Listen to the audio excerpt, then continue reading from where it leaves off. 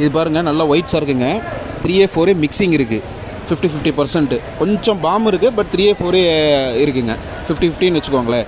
இது வந்து இப்போ ஃபைனல் ரேட்டாக பார்த்தீங்கன்னா 75 ருபீஸ்க்கு போயிருக்கு. 75 ரூபாய்க்கு போயிருக்குங்க. சீசன் முடிகிற நேரங்க.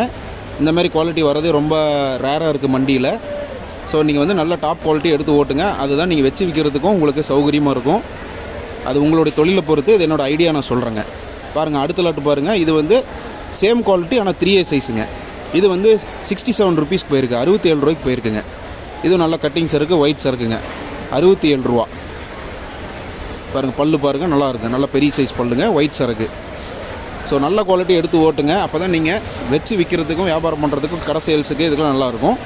ஏதாவது தேவை இருந்தால் கூப்பிடுங்க. நம்ம இங்கேருந்தே உங்களுக்கு இது பண்ணலாம். இது வந்து மண்டி ரேட்டு.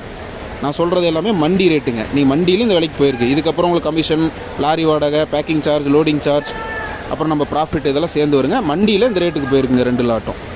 தேங்க்யூ.